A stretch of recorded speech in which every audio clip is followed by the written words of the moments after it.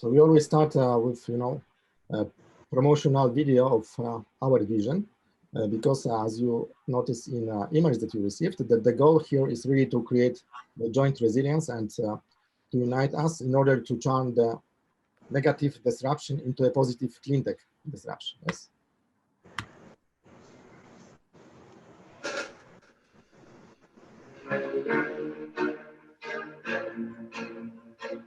Forget the what? Think about how it could be. A new mindset has arrived, where to share has become our greatest power. It is this energy that guides us, will enlighten us, where meaning and purpose is a flame.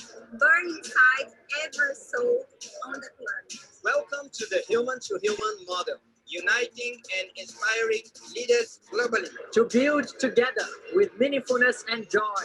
Opening new possibilities for people. Anticipating disruption. Rethinking society. Who will reach their potential because the future is today. Join us To be a sustainable plus 100 world.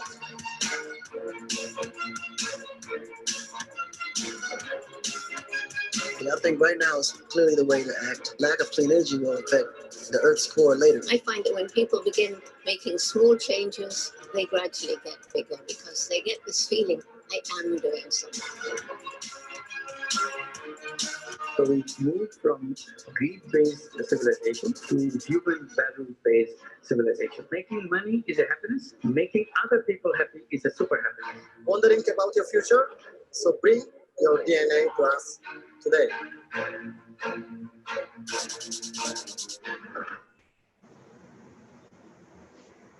So actually for us, it's really like a historical day, because with our roots, we are mainly from the solar industry. Yes, and only a few months ago, we started officially like a clean tech business club. Even though we are also having a lot of friends from other industries, because solar companies also entered into the different businesses. Yes, but I believe that the next, let's say, change of the world's paradigm, the wave, will be combined by convergence of different disruptions. And I think that eMobility will help us really to accelerate the clean tech growth. So I would like to thank you for joining us. And we are looking forward to hearing from you. So first, how the eMobility starts with the COVID-19, and how do you manage businesses right now? And more importantly, how do you think that the business will continue after the COVID-19 era? Yes, and how we can operate it. Alex, as a co-chair and lead moderator, I give you the floor.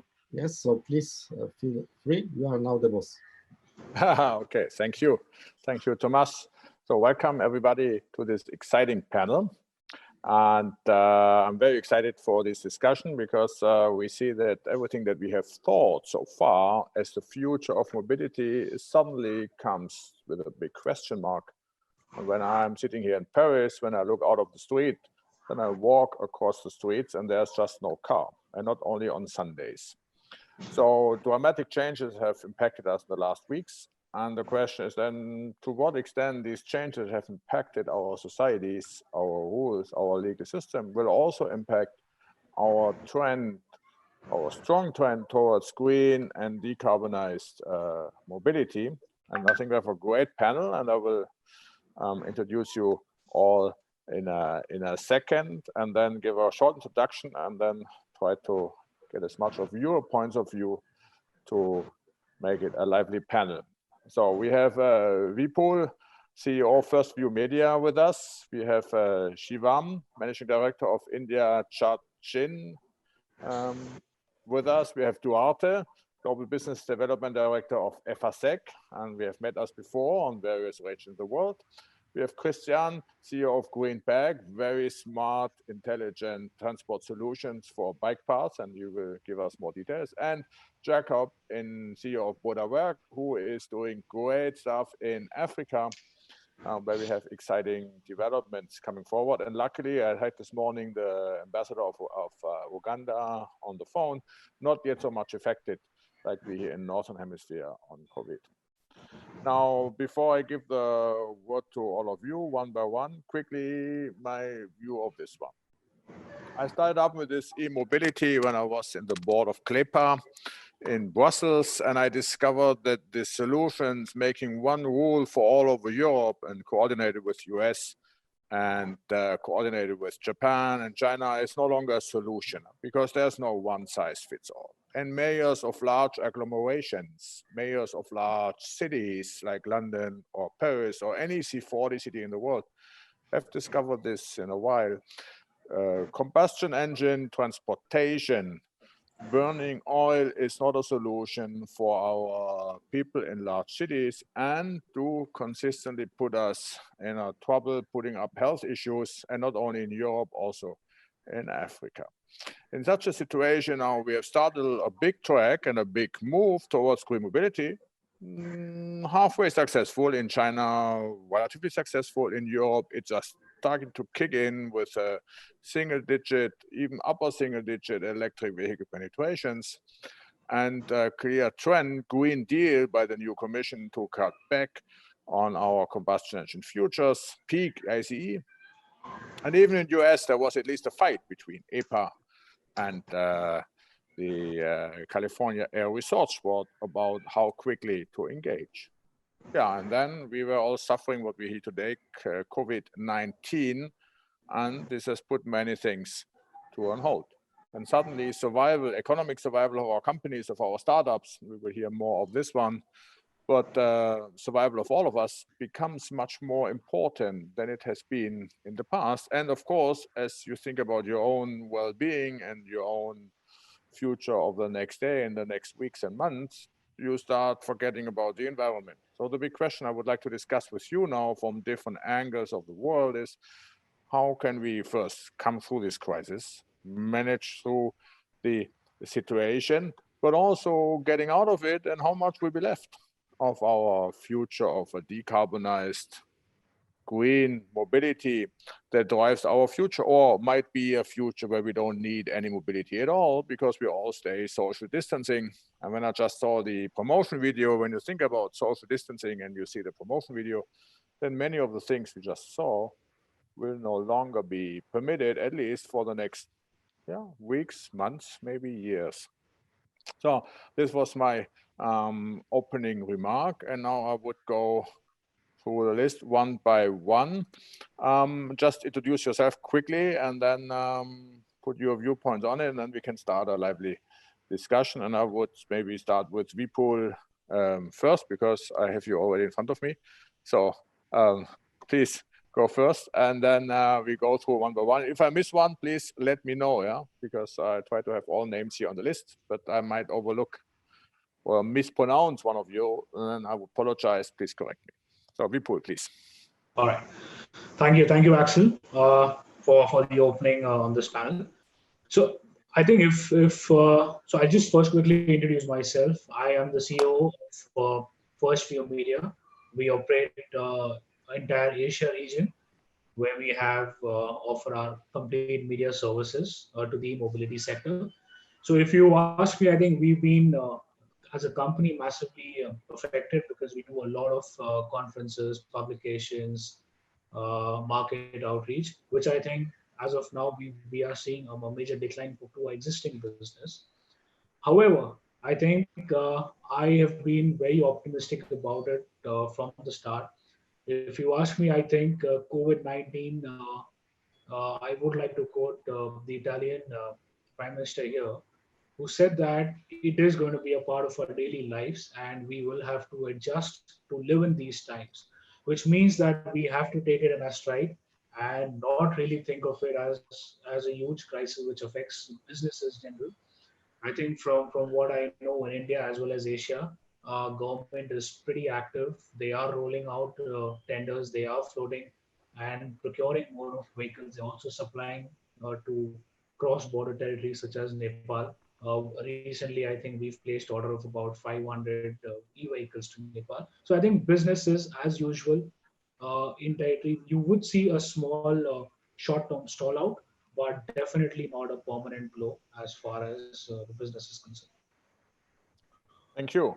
So we move forward. Then I have next on my list here, Duarte is next on my list. So good morning, everybody. My name is Duarte Ferreira. I am the Global Business Development Director for Efacec, a Portuguese export company specialized in energy, in transport, mobility, and also environment. We do have and operate since the last 11 years hardware and software charging infrastructure production factory, and with global outreach. So we are in more than 70 countries today. And what I can say about the electric mobility market is that we will have a new normal post-COVID, but clearly the new normal will still incorporate the green factor, and especially the green factor within electric mobility. Having said that, it will have different routes and different options on the mix by which electric mobility most likely will evolve and will accelerate or not accelerate. There will obviously be, let's say, a replanning of the investments that have been put in place because of the macro global perspectives and priorities by governments, regulatories, and the industrial actors in this field. But having said that, they will not pull back because they will keep doing this, given that the topic is even more urgent right now after COVID rather than it was before.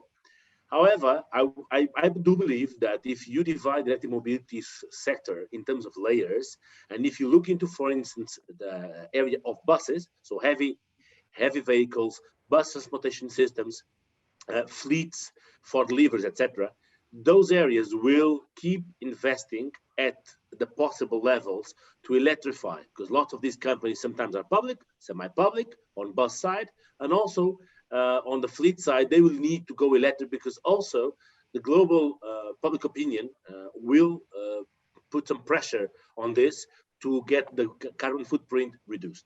On the level of the EV adoption, so by the consumers like all of us, there will always be the countries that are in the forefront, so Benelux, Norway, the Nordics, Germany.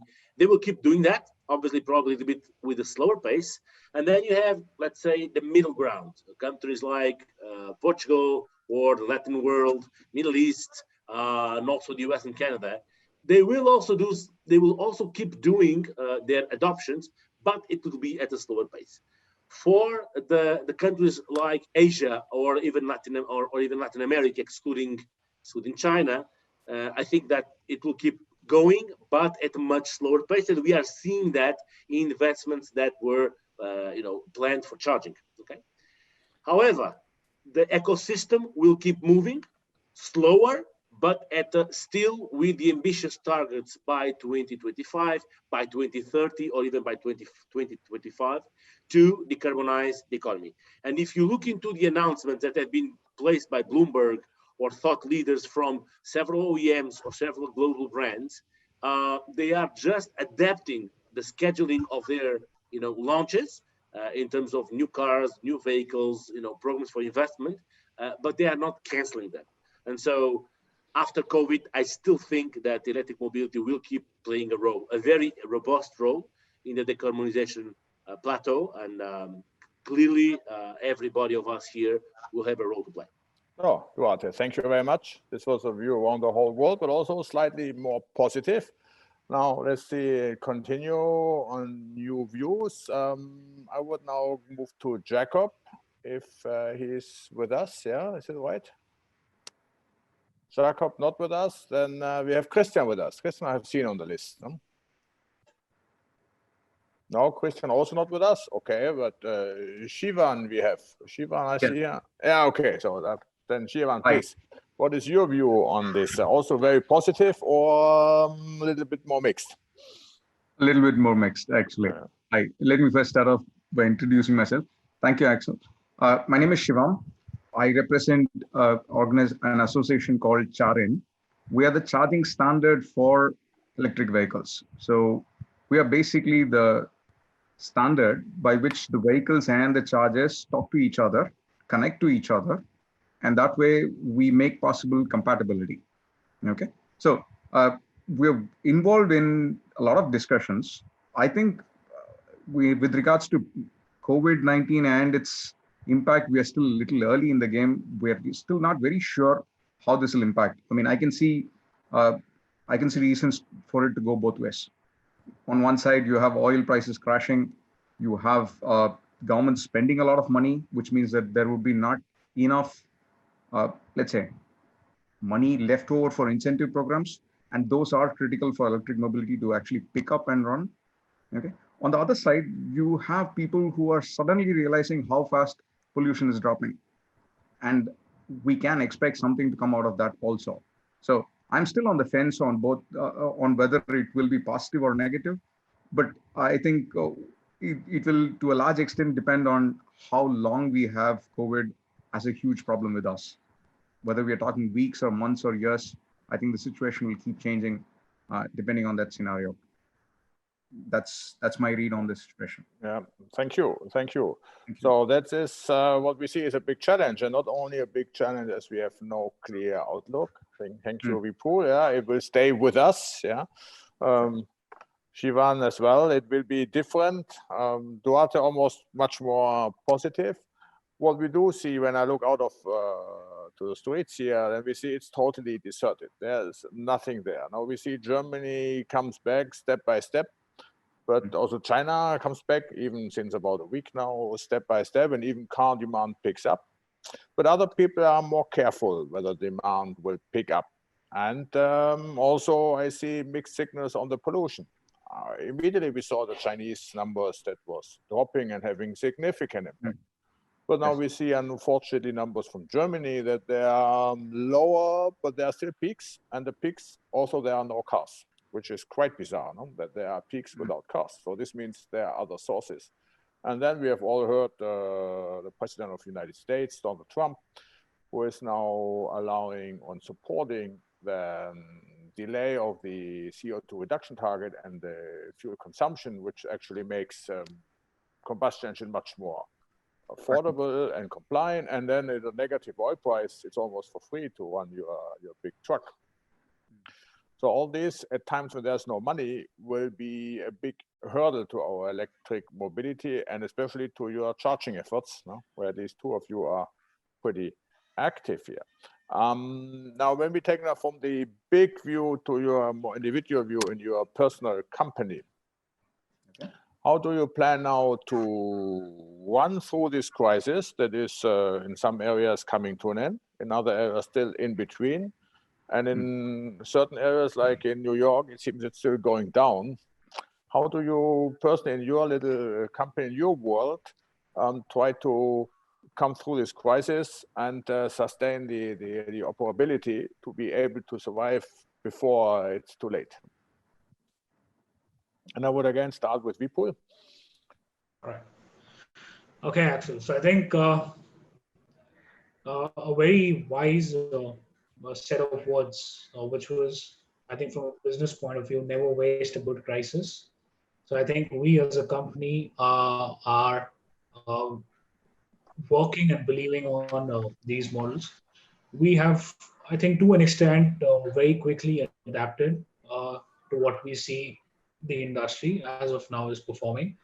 I think as a media, if I have to say, we've been tremendously affected in terms of our physical events, conferences, seminars, a lot of our publications which are being dispatched, printed. I think all of that has come to a complete stall.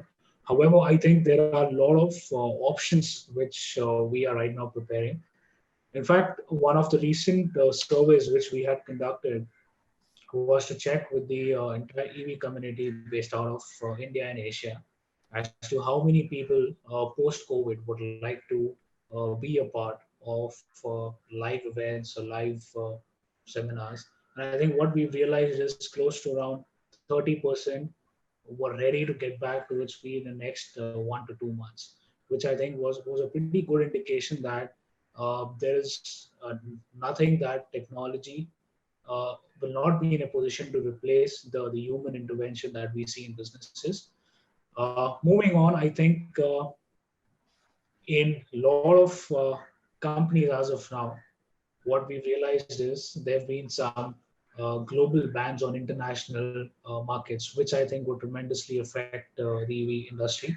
I think there's a heavy dependency. One of the recent news which I have seen is that Germany has put in a fine of 130 billion euros on China for coronavirus damages. I think if that is to be taken seriously, we are preparing for some deep problems within the industry, since most of the reliance for components and batteries is coming out of China. I think that is a major point for each one of us to be considering. I think as far as India is concerned, we have right now not even contributing to 0.5% of the global electric market share. So it's not something which we are currently affected by. But I think this is definitely creating a sense of personal commitment from various communities to drive electric vehicles, which is towards the larger cause, which is global warming. I also believe, I think we will see a massive push in terms of commercial vehicles picking up faster than passenger vehicles, especially because of corporate sustainability options or operational benefits or low maintenance cost, which I don't think is going to be the case for passenger vehicles. So all in all, I think I'd like to summarize by putting in that there are factors which definitely would be affecting, but I think India as a government is seeing higher subsidies which are provided by the government for increasing the vehicle infrastructure in our country. Good. So very good, Vipul. Thank you also for this viewpoint now from India. Now we take again the global view. Seeing Duarte, how do you see your company managing through this crisis? And can you possibly balance out weak regions in lockdown with regions already opening up and therefore making a better cut out of it? Sure. Please. Sure. In China, just as a very small positive sign, and as you were mentioning, Axel, the first days of lockdown opening, so the reopening of the country, marked another record visitor rate from consumers to EV concessionaires for EV cars. Okay, that was broadcasted even in BBC, in several means of communication internationally. So that's a good sign. But that's for China. Obviously, China has its own role within EV, within electric mobility, with a very, very specific scenario. If you then travel into Europe, okay, I think that we are now in two rhythms. You had the programs that were already in place to be done. So in the charging infrastructure side, in projects on bus side, on ultra low emission zones from the regulatory folks, you see also oil and gas companies that had investment plans.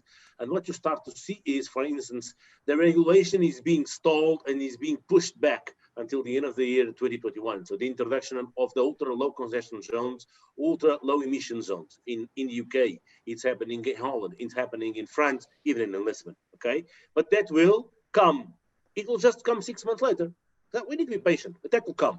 So if the public powers around municipalities are thinking about this, and this is an European trend, you also see that the actors, the OEMs of our European OEMs, they are not canceling launches. They are possibly delaying them or calendarizing them, but they are to keep doing them. For instance, Ford is just announced the new charging network for the US and for Europe. For instance, BMW is now doing a charging program for the European operations, okay? And they keep launching. Fiat just launched its car, and it's having a good pre-order sales level. And if you also look into the independent OEMs, so Karma, Rivian, Lucid, all of them, even though they are delaying it a little bit until 2021, they keep their schedules of operation, their investment plans, and that's a good sign. From the point of view of the hardware companies, charging plans, charging infrastructure and operators, you see NL keep pushing its investment plan into Southern Europe.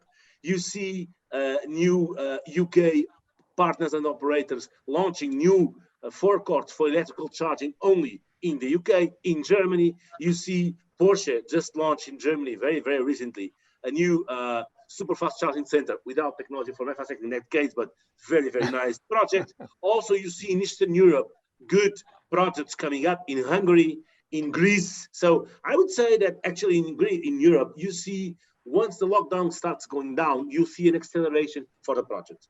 We at Efacec, we are working through the roof on the quotation side, tendering side, getting all the multiple projects. Just last Friday, I got in my email box without even asking 5 new large projects to serve to the company, okay? Just in Europe. If you look into the US and Latin America, in USA, you see, I would say, mixed model. You see some programs in California and New York and Illinois and Florida keep going. You see some other utility companies, for instance, pushing back on their investment plans. Texas, Ohio, these two are good examples. But you still see in California good momentum for EV because lots of new players coming along, inclusively aerial mobility. So mobility for planes, for short hour planes. There are 2 companies there working there. One of them is Uber Elevate. Canada, same thing. Doing a good track record in terms of Trans-Canada Highway, Petro-Canada, Hydro-Quebec investing. So I would say that these 2 countries or these 2 regions are actually going very well. In Mexico, if people don't think, the first chargers are arriving by May. They launched the tender in March, or exactly in the middle of this crisis. So it's going. In Latin America, yes, it's going. We're having a slowdown in countries like Brazil, Colombia, and Chile, but still there are projects. So having said that, I think that once the COVID is tempered down, and it will not go away, immediately, because we will need to live with it at least until next year. That's what everybody is saying, considering the WHO. Still, there will be investment. Still, there will be opportunities. And one last word for India. India, and Vipul did not mention it, but EESL, the utility company from India, close to Delhi, is launching a huge plan, massive plan for charging for the next 10 years. The tender is now out. It's going to be closed by end of May, and it's going to be credited and tenderized by July.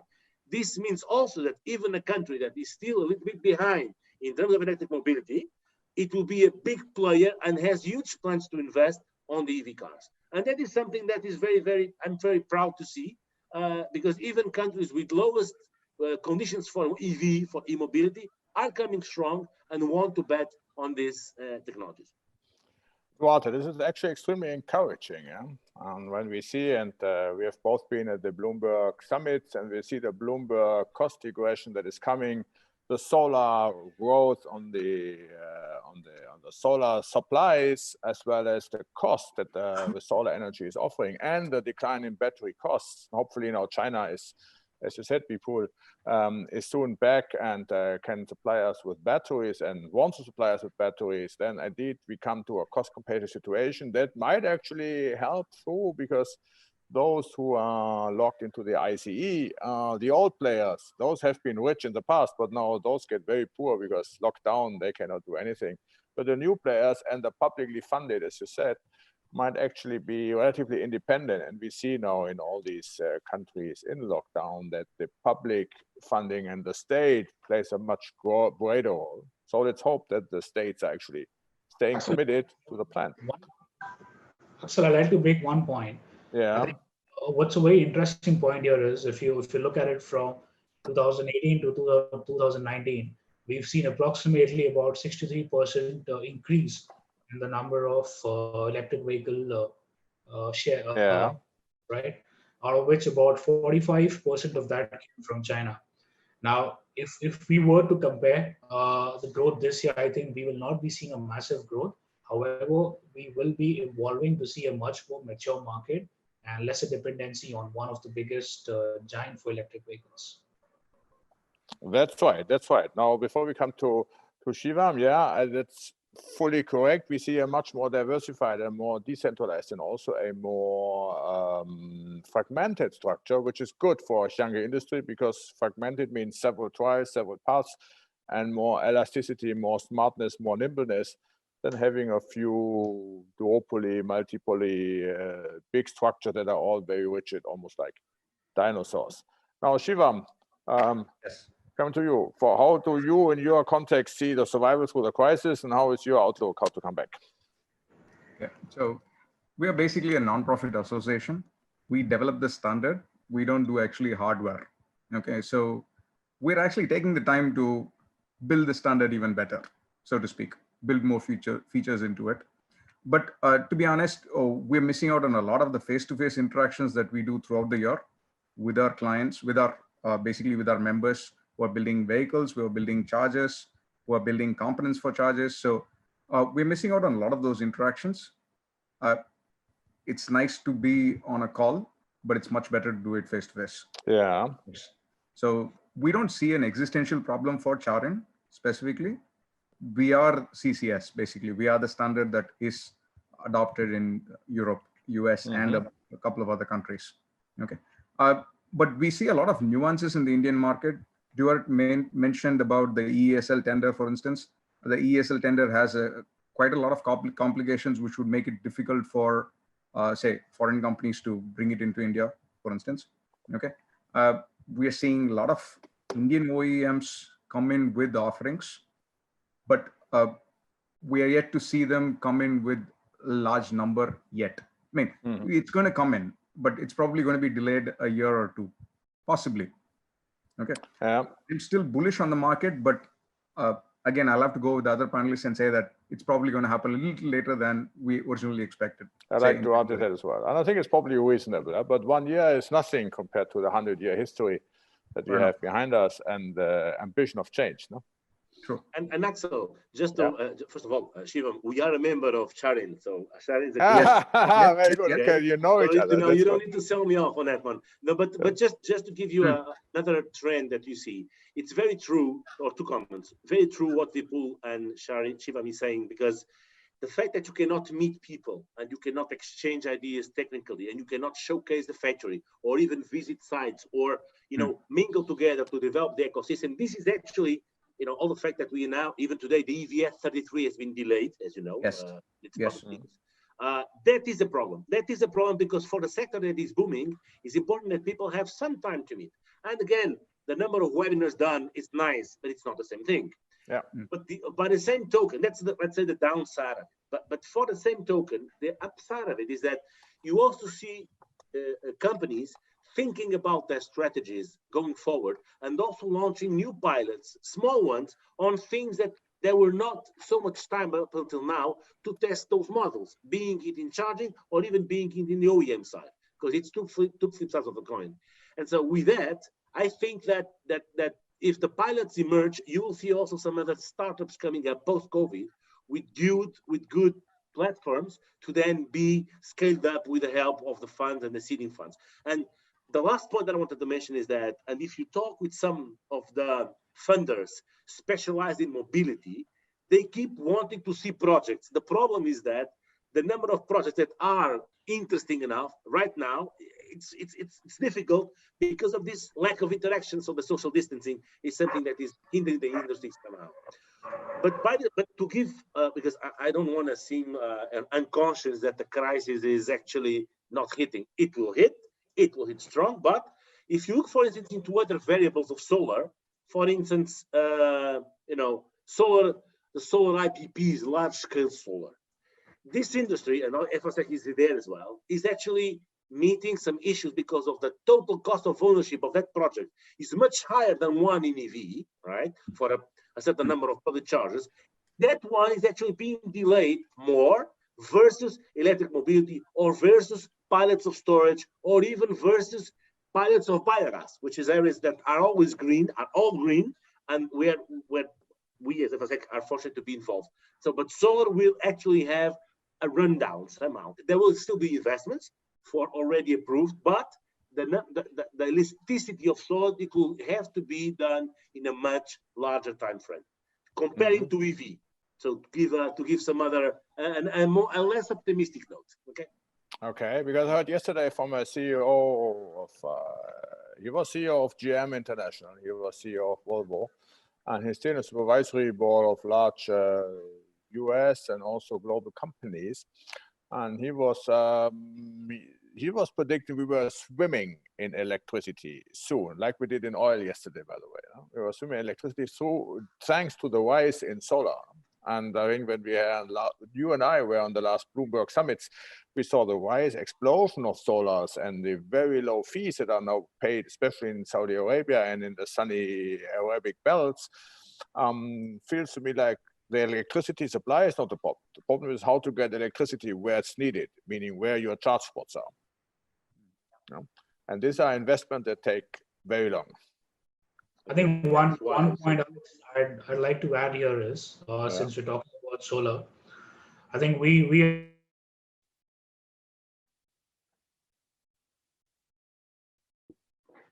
I think we lost a bit connection. As a media, we have a dedicated wing, you'll have to which repeat. operates pan-Asia level.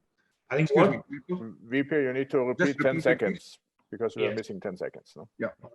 So like I said, I think we have a dedicated wing as a media for the solar sector. We operate in Middle East, in Asia, in SAARC regions. I think since we mentioned about the solar industry, I think there's a very large distinction with the EV sector and the solar sector, primarily on the lines of, I think solar industry, you have the contractor, you have the consumer, you make a sale, it's done. When you talk about the EV industry, there are a lot of small businesses associated for the success of EV. For example, right from your auto part and repair industry, your real estate sector for setting up the charging infra, your mining industry for continuous supply of minerals such as lithium, cobalt. So I think the success for EV sector is going to be very different in terms of timelines, like we see in the other clean energy sectors, because a lot of small areas, and also you have a major lobbying who is driving, which is the auto industry, who will take a significant hit if the EV goes ahead. So I think it is in quite a complex state, and there are a lot of stakeholders, a lot of biases in the success of this, which needs to be overcome one by one by various stakeholders. Oh, thank you. Thank you. Now, when I see overall big optimism, that's actually very encouraging. I like this. Yeah, being here in Europe, involved by lots of pessimism from the old Europe, the old industry, and those laying off workers and short-term workers, and the money is not sufficient, and nobody can spend, and people are hesitant.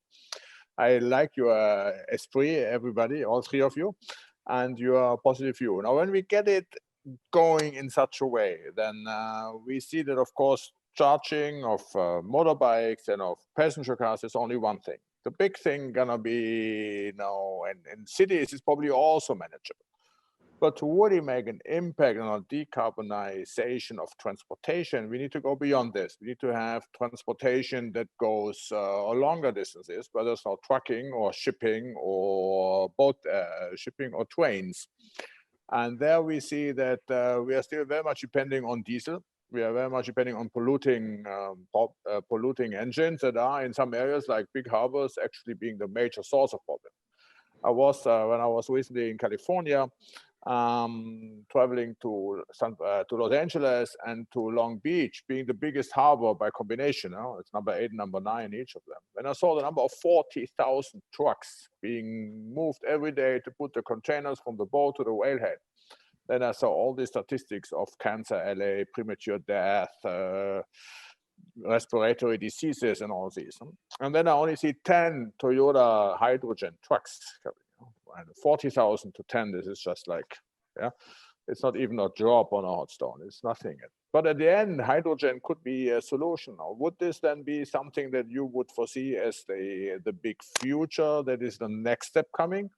Or is hydrogen more a threat that is taking electricity away because the people say, oh, we just wait and keep diesel running and then we move straight into hydrogen.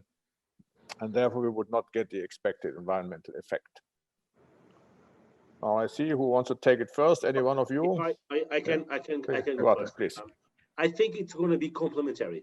I mean, I don't believe in one-off situations. I think it will be complementary between hydrogen, between EV, or let's say electricity-powered vehicles, and even diesel. ICE will not go away just because we say it's going to go away.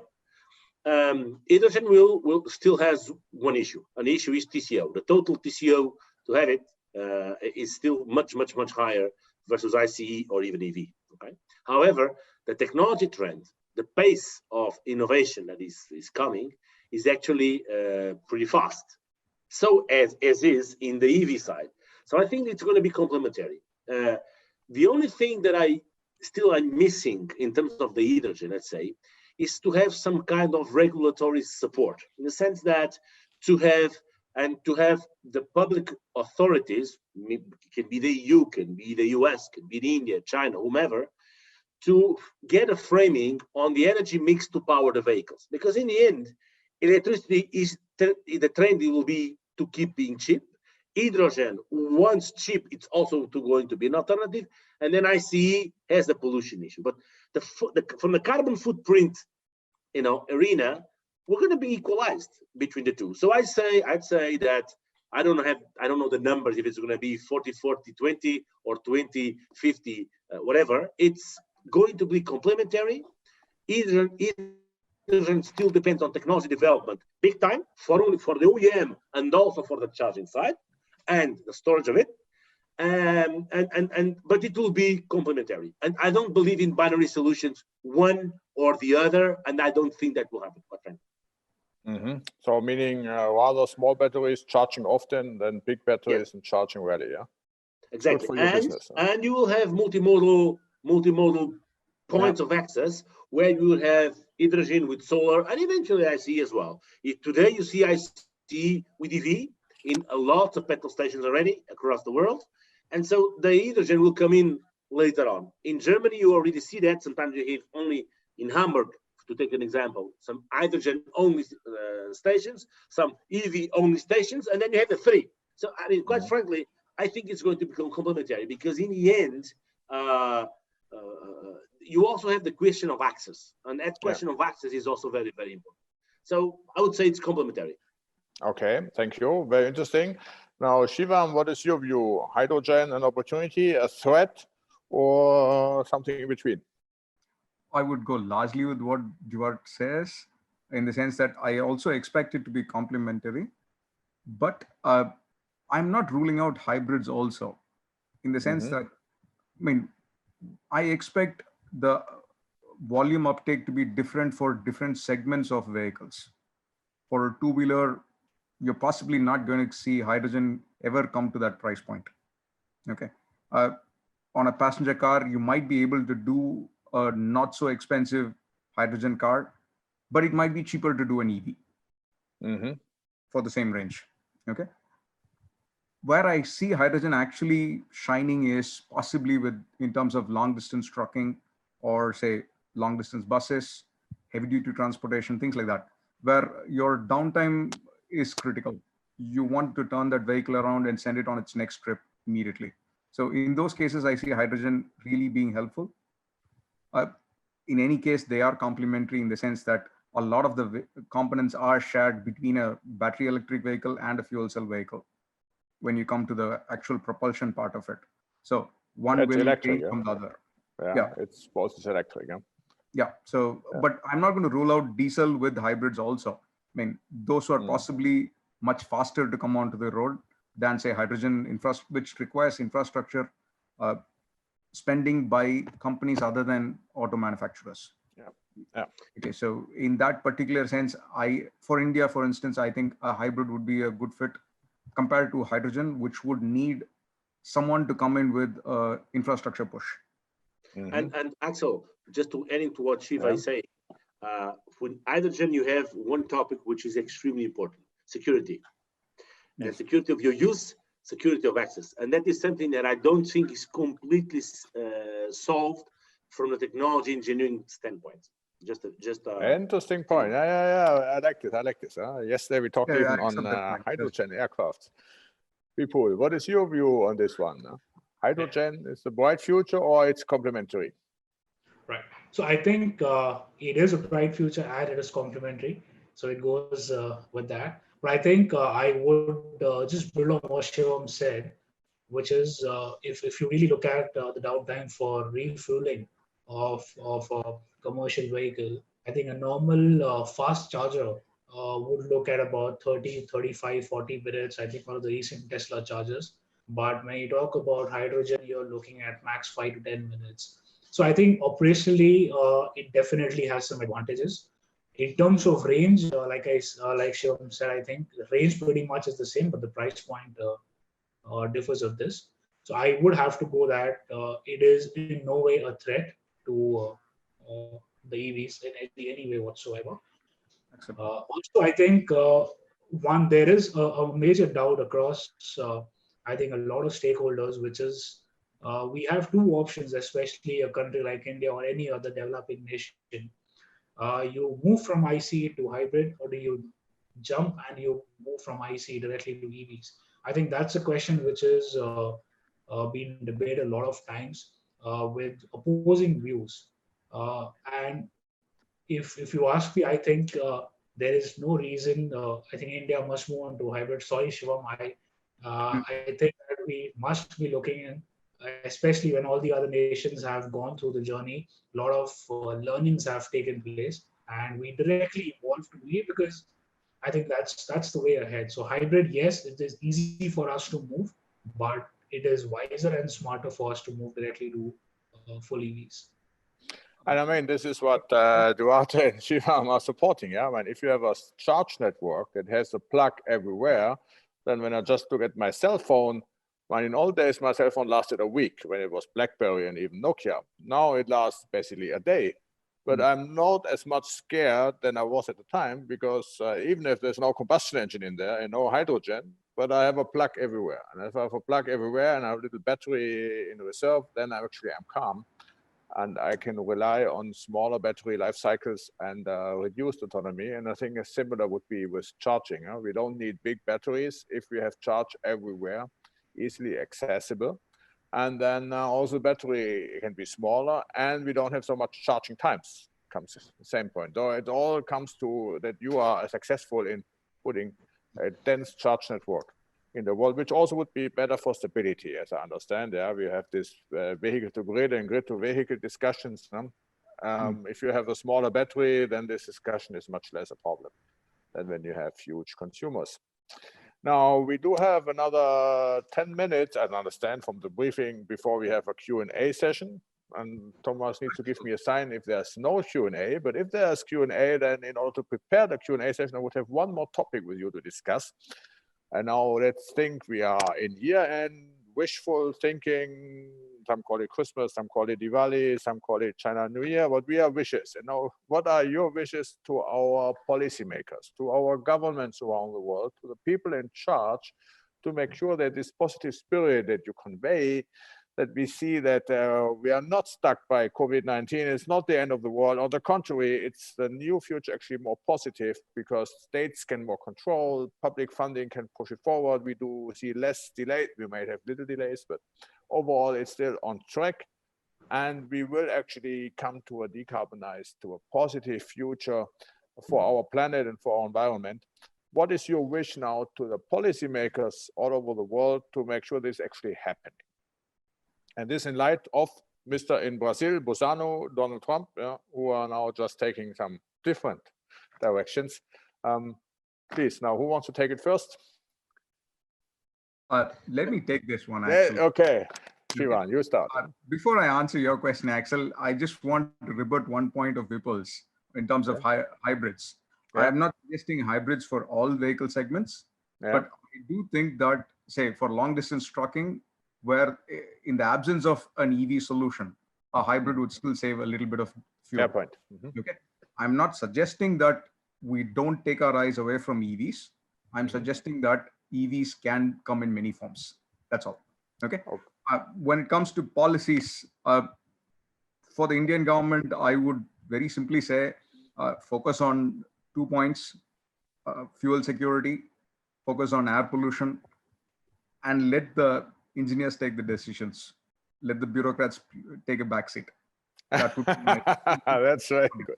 Let the engineers do it. I'm not sure everybody likes that engineers govern the world on this one, but not the bureaucrats. The bureaucrats. Duarte, what is your view all over the world? Active. You see all these different policies and decisions. Yeah, I'd say that I say three things. One, and concerning a little bit the Eurozone, where we will never get to an agreement, it's very tough on anything.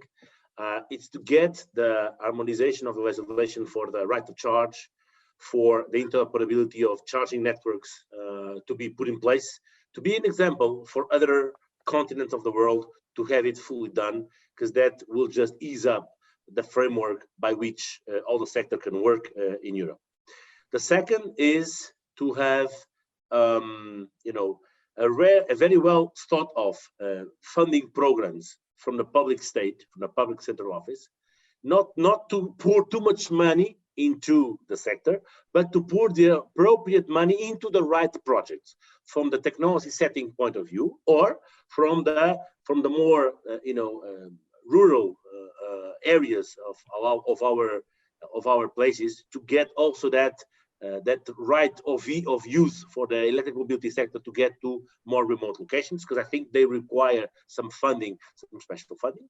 And then third, I think that we should try to get more best practice sharing, in the sense that not to teach anyone, but to exchange info in a much easier way. And sometimes it's quite difficult, because the US think they do it in a way that it's better than Europe or even China, you know. And I do think that in this sector, nobody has all the right answers, and you can learn and leverage experience from one market to the other. And when you have a global view like mine, a very humble one still, you can learn even from countries like Chile or South Africa or even India, and bring good lessons for other countries at the same way, the other way around. Those would be my three wishes, and let's put it this way. Very good. I like this a lot. We don't need more money. We need the right money on the right projects. I like this a lot. Thank you, Duarte. That's really a very smart comment, especially when you see innovative solutions. Now, and innovative solutions sometimes come with the absence of money. Yeah, when you have to move, whether it's now the frugal Indian way or whether it's now the C40 Zebra buses in Latin America, where you see the most aggressive BRT solution with electric buses are not in Europe or in US. No, they are in between Medellin and Santiago de Chile and in Sao Paulo. And that actually shows how we can do. And then eventually we get better solutions with much less money. And Axel, one last point. It's good to have that, but after COVID, because now COVID has changed the mindset of a lot of business communities to cooperate easily, mildly, generously, without thinking of anything else rather than solving the health issue. Giving one small example, in Portugal, I've seen several companies just interacting between their engineering capabilities to produce a local sourced ventilator in 2 months, which has been done, involving Efacec as well, but other players in this industry. Still, I would love to see this done in a non-COVID phase, so that we solve some of the issues that are around here, like wireless. Everybody talks about wireless charging, but has anybody been able to do it in a way that actually is very good and very feasible? Not really. I doubt it. Just a question to leave people thinking. Interesting question. People, your view on that one. So I think primarily, as Indians, we're very good in documentation. I think our policies are absolutely fantastic. So I think one thing which I would really wish for is a complete implementation of the policy as it is. That's number one. Number two, I would say, is decentralized on manufacturing, which means we need to focus. I think the government has to focus on bringing manufacturing across various parts and globally, not just, and remove the dependency on one nations. So there is no major supply chain disruption happening. And I think one final point would be to, I think, interestingly, COVID has brought all businesses and removed all biases which exist, and everyone has a plain starting front right now from where they have to start. Everyone's taken a hit, everyone's on the back foot. I think right now, a positive emotion, maybe in the form of a stimulus package for companies, or in the form of really building on the sentiments which has been shattered. I think on these three fronts, I would wish the governments to work on, because I think the private companies are quite capable of coming back and being active once again, but what is required is a sentiment for the companies to reinvent and the support which is needed. The rest, I think, like Shivam said, bureaucrats are not required, but maybe a PPA would be working better for us. And a productive framework. People, this opens up for an additional topic I would like to discuss in case there are no outside questions. Now I look for Thomas, if there is anyone, and then managing, because I have not seen any questions yet. And if Thomas is not reacting. I'm here. Yeah, Thomas, I'm are there here. questions from the audience, from the panels that we should tackle? So do we have any questions? Maybe you were too much, explicit. Yeah. So while the audience can send you questions, if you have one, it's good, and we put it right away. Otherwise, I will have another topic until the questions are collected, in case everybody wants to please, from the audience, if people would like to give questions, yes, don't be shy. Yeah. I would like to ask you because tomorrow we have at 9 o'clock we have keynote of Tony Siba. Yeah. And he will also join our Earth Day party. Yes, so we'll make so also guys, we are invited for this because Tony Siba actually was one of the guys who helped us to build our vision. Yes, already in 2014 I brought him to I think first to Las Vegas and afterwards to Abu Dhabi, etc. Because even I wanted to explain to our leaders from the solar industry what is disruption. Yes, because you see, even our leaders were so pessimistic. Yes, finally. And when I invited him, people were thinking that I'm crazy. Yes, because Tony was so disruptive. Yes, and people from our industry said that his forecast is too crazy. Yes, and the funniest thing is that now, actually tomorrow, he will make update of the forecast, and it was 2-3 times too much pessimistic. Wow! Yes. Wow, that's impressive. His forecast for the transportation actually is that by 2030, we will have around 30% of cars today. Yes, like in general. Yes.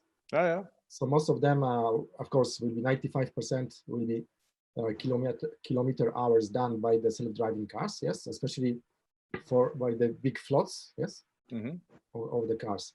And how do you think? You see how that will influence the eMobility industry? Because actually it will be less cars, but then everything will be electric. Yes. So at the end of the day, it's great. Yes. What is your point of view? How do you see? Because we are the guys on the field. I do have my view, but I will put this last. No,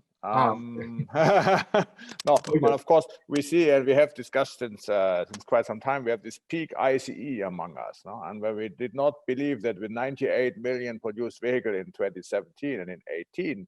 That we have seen this peak ICE.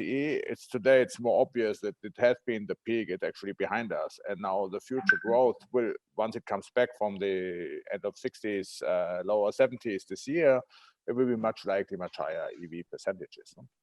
And I think Duarte and I, we were in San Francisco at this summit when some of the panelists said, it's not about the number of, in this case, trucks and buses in your fleet. It's about the number of miles driven that count. And that's very important. For decarbonization, it's not the number of cars you show, they're all electric. It's about the number of miles you do electric rather than on diesel. And on this one, I think we see a tremendous change in the coming years, thanks to what we just discussed. No? Cheaper infrastructure, cheaper battery, more solar, and policy, as we just heard, policy actions that are probably stronger thanks to COVID-19, with a bigger role of states and public authorities than it has been in the very recent past. Vipul, Duarte, Shivas, who wants to take? Just two side notes for what you said. One is that fleets will evolve and will grow. It will be more important, not only vehicle fleets, but also bus fleets, but also last mile fleets. That clearly will be a growing market. That will then also change the way that commercial models towards the market. Pay-per mile, pay-per assets, leasing of fleets, etc., including the infrastructure. So that will happen. You start to see that happening pretty interestingly in several countries already. But it will take time. It will also take time to adopt that model, because people come from a way of either acquiring a car or a vehicle, or having a company car. So that will also evolve, and that will certainly accelerate. The fleet market will be important, and so the mobility as a service area will grow, but it will need also to be more robust, in the sense that the platforms by which you're doing it need to scale up faster to be able to serve the markets in a way that is common in the model, international, also covering several countries, and not only on a country by country level, or even on a city by city level. I think that is something that you still see a lot of need of consolidation on the mass side of the business. And there's actually, when we're saying just what you said, when we see now what is happening, then we can also see, for instance, two trends we have not too much discussed now, but for instance, there's a North German company who makes retrofit of buses. Well, initially we thought this would not work. Now we see it does work when it is, like you said, it's an integrated contract, including the energy, including the supply.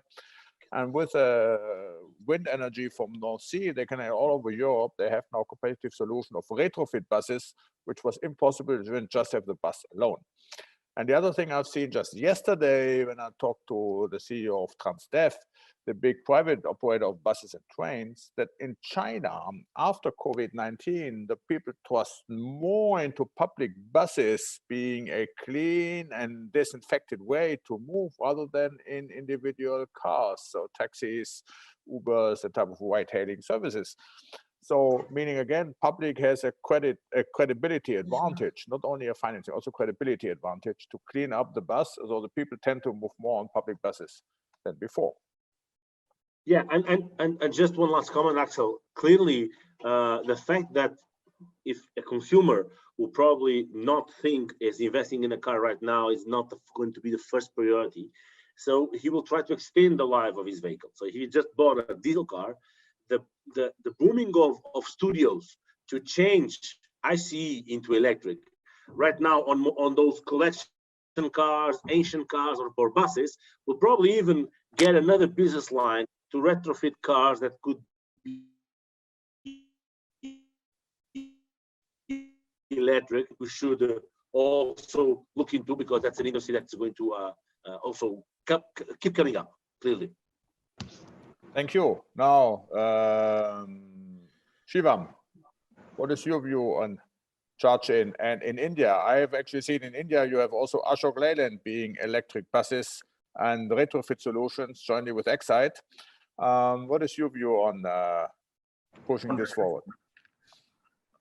Actually, if the question is on retrofitment, then I see companies trying to do it. The issue in most cases is whether the original manufacturer is trying to do the retrofit kit or if it's a third party. Mm-hmm. Because if it's a third party, then it's a question of liability. A lot of small companies cannot offer liability for fleets. Mm-hmm. Okay. So when Ashok Leyland does a bus, whether they do it diesel or whether they take a diesel bus and do it as electric, as the original vehicle manufacturer, they would be in a position to extend their liability coverage to the electric vehicle. And that is something that I think is critical for fleets. I mean, you will not be able to run a fleet without someone giving you a liability coverage, either in terms of an insurance policy or in terms of a warranty or in terms of something else. I mean, I'm still not sure what it could be, but the fleets would need it before they take that vehicle. Okay. Mm-hmm. So I see retrofitment coming in, but very possibly what numbers we have seen in India for retrofitment, it doesn't make too much sense. Sometimes it's easier to go out and buy the newer electric vehicle because of tax policies, because essentially you're throwing out most of the value in the vehicle in the first place. Okay, so sometimes it's only a matter of another $2,000, $3,000 to actually get a small four-wheeler made new, so to speak. Okay, so retrofitment will exist, but I don't think it will scale up much in the Indian market. I mean, that's just my view on the Indian market. Okay. Now, the question was not about just only retrofit. It was just one example on Thomas' question on how to accelerate this trend. going towards 2030. And of course, we have a lot of installed fleet. If we wait until we renew the installed fleet in 10% every year, then it takes ages. So this was one idea to be faster in getting there. Revolutions sometimes take time. Yeah, that's right. I'm optimistic, but I'm not that's sure. Good. We all need to be optimistic. Vipul, you're also optimistic.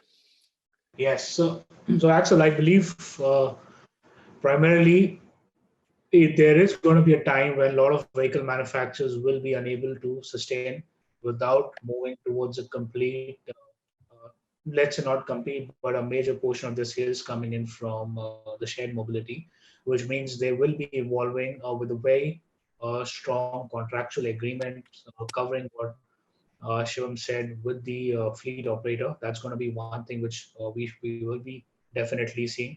Another thing I think we will also be looking at the government, the initial phases in a lot of countries running these fleets to build in more support for various communities and EV stakeholders. So government operated fleets will be operating quite often. I think in the short term, I do see shared mobility not picking off considering social distancing because of COVID, which may be taking a bit of a short-term stall out. However, it may not last forever, but yes, that's something which we don't know how it's going to play out, at least for now. So those are my remarks on this. In China, we see now in Shanghai, they're testing now ultraviolet disinfection overnight. And think about not only overnight, it's possibly like the washing street. When you wash your car, but you basically wash it inside.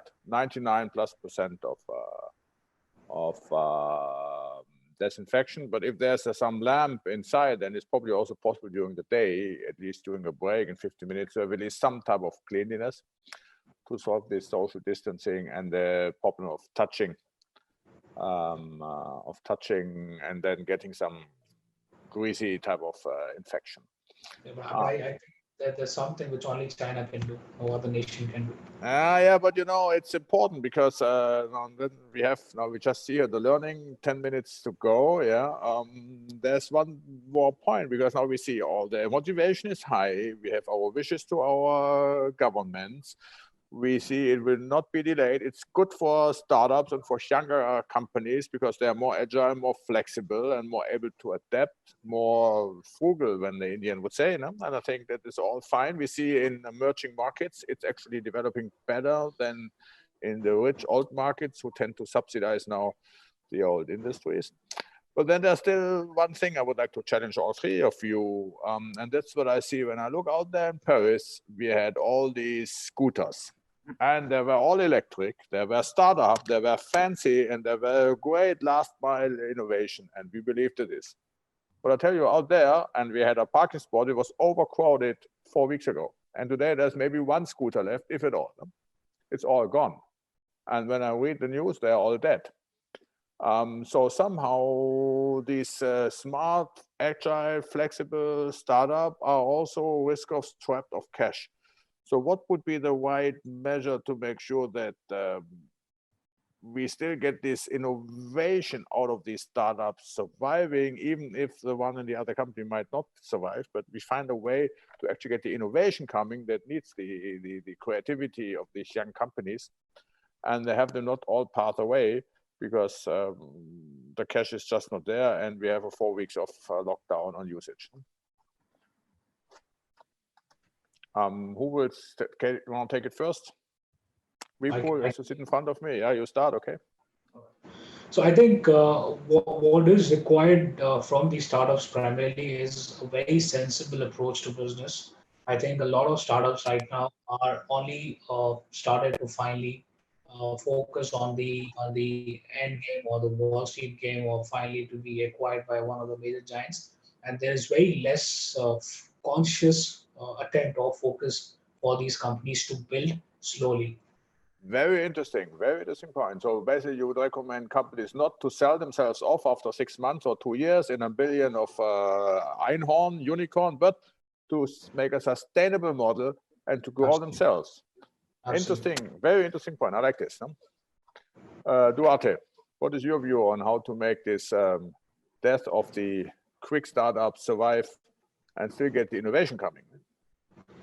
Okay, I think that there will be startups that will face increasing difficulties right now to get access to funds, because there will be more competition. I mean, the number of startups that you see around electric mobility is very, very high. And so there will need to be some kind of consolidation or partnership with some larger companies. Some others, because of viability of product offering or even market placing, will probably, not going to make it. But, once this phase is over, there will also be other startups showing up. So I think that between the ones you lose, between the ones you gain, and between the ones that will need to partner, the leveling will happen. The question really is access to funds and the series and everything that was pre-COVID, that even though the capital, the private equities, the risk capital agencies will still want to invest, I think that it will take some time because there will be other business opportunities to do and to cater for. But we need to keep some kind of consolidation in this field, see what are the best routes for post-COVID, and unfortunately some others will not going to make it because for lack of funding. But if you look, for instance, into the OEMs and the number of OEM companies that are still launching, mainly based in India, China, Europe, and the US, new vehicles, even on the motorbikes, e-motorbikes, even in the early stages, they are actually being reinforced now in terms of number of investment dollars or investment euros or investment yuans that they can get for forthcoming series. I think that the issue is going to be in the beginning. Right in the beginning is going to be where the hurdle is going to be more painful, rather than more grow-ups that just need to scale up to keep the investment going once they have a platform over for a vehicle, a charger, a new grid solution, a new platform for IT into the industry, etc. And also, I think that the money is going to be more located into the industrial, to the physical production, rather than to the traditional mass transit applications, new apps for ride-hailing, bike sharing. We have a lot of those, right? Yeah, too much. It's more or less old news in terms of, let's say, new business model.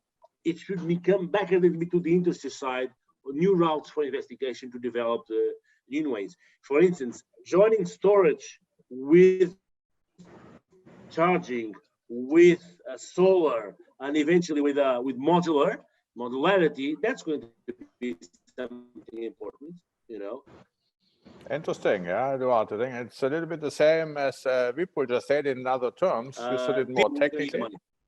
Yeah. You said it more technically, Vipul more economically, but it's about the same. Yeah, make more sustainable approaches rather than looking for the quick buck.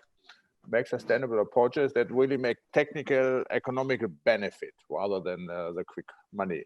Shivam, your view on how to make this flying in terms of how to make the startups not all pass away, but survive and get the renewal that the startups are supposed to bring coming.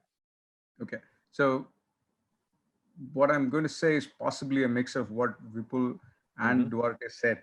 But one thing is that basically COVID-19 was a black swan for anyone outside the health industry. I mean, we did not see this coming.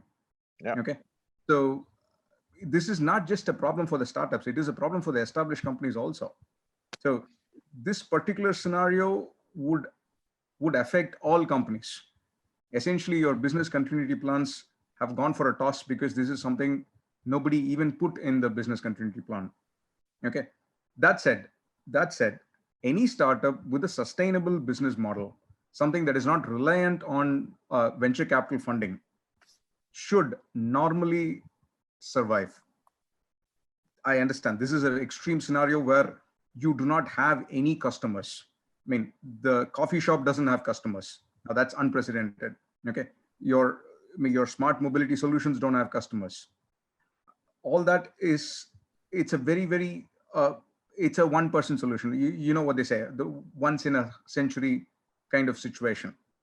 Okay, you can plan for it, but when it hits you, you probably will not be prepared for it anyway. But in the general business course, if you are less reliant on venture capital funding and more on cash flow from customers, then your survival is possibly, your chance of survival is possibly a little better when something like this hits. Thank you, Shivam. That was a very encouraging, also for my own startup, encouraging statement, because I do not get state subsidies here in France as I'm too young, but I tend to be surviving as well. We have about 3-4 minutes left, just enough for all of you to give a final statement. And maybe I start just with you, Shivam, your final statement, 1 minute only, please, that we can run all three.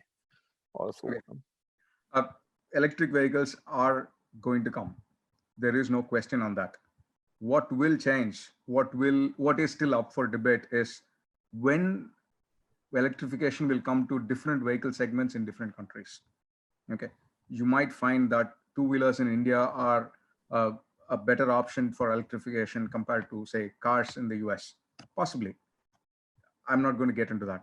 All I'm saying is that electricity is inherently flexible. You can generate it from a lot of sources, and it is very efficient when it's transformed from chemical to physical work. Okay, so electrification is going to happen. The faster we accept that and move towards it, the better we are positioned to survive in the transportation sector. Oh, very clear statement from Shivam. Electrification will come. That's a good one. I like this. Duarte, your final statement, 1 minute, please. Yes, building on what Shiva said, yes, electric mobility is going to be around and will come.